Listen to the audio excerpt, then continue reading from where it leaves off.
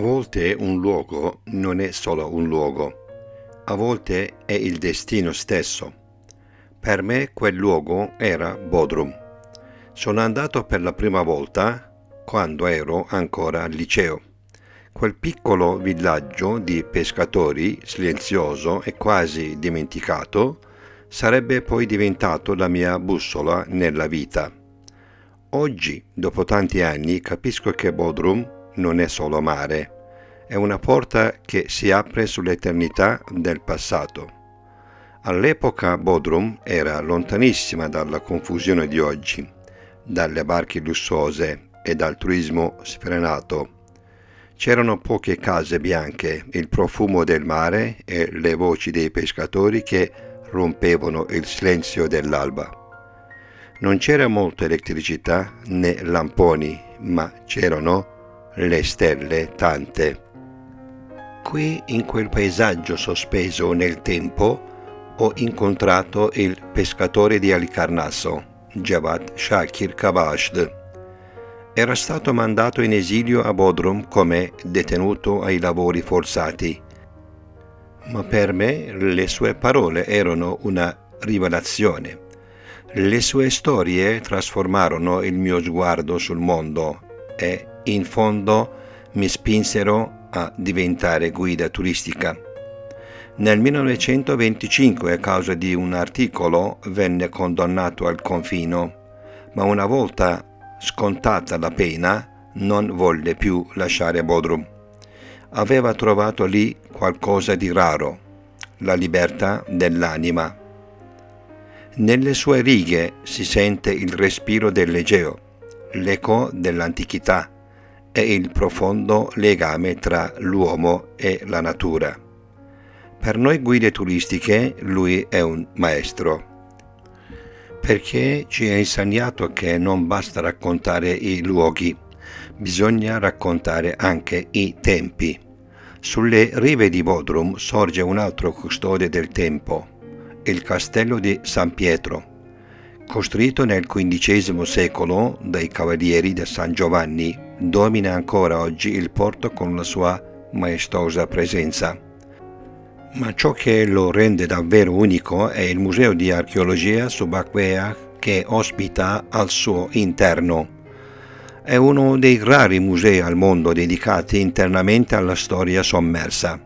Anfore, relitti, vetri antichi e soprattutto il relitto di Uluburun ci raccontano le rotte commerciali e culturali del Mediterraneo antico.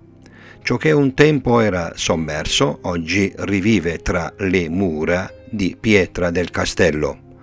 Oggi Bodrum è una località cosmopolita, vivace e affollata, boutique, piazze, concerti, ristoranti, ma sotto quella superficie moderna batte ancora il cuore silenzioso del vecchio villaggio di pescatori.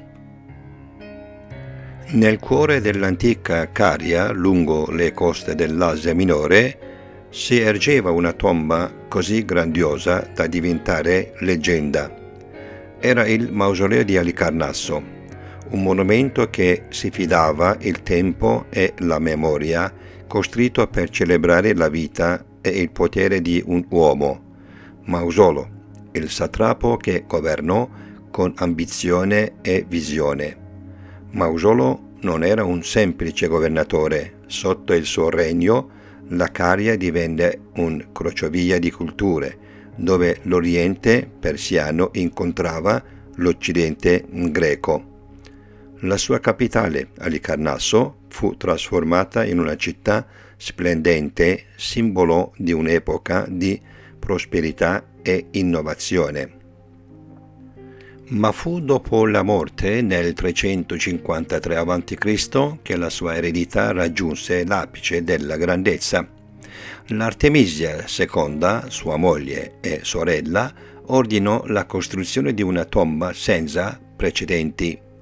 Un monumento così imponente e riccamente decorato da essere annoverato tra le 7 meraviglie del mondo antico. Il mausoleo non era solo una tomba, era un capolavoro architettonico un inno all'arte e alla potenza. Colonne ioniche si innalzavano verso il cielo, mentre sculture di dei ed eroi raccontavano storie di gloria e immortalità. In cima una quadriga trionfale portava le effigi di Mausolo e Artemisia, eternamente uniti nel ricordo. Oggi di quel maestoso monumento restano solo frammenti e racconti, ma sua eredità vive non solo nelle pietre disperse, ma nel nome stesso che ha lasciato al mondo. Mausoleo, sinonimo di eternità e grandezza. Questa è la storia di un uomo che volle essere ricordato e di una tomba che divenne leggenda. Come diceva Djevat Shakir, grande pescatore di Halicarnasso, il mare ti chiama, guardi il blu che ci trovi la tua anima, ed è proprio allora che capisci, Bodrum non è solo un luogo, è una vita.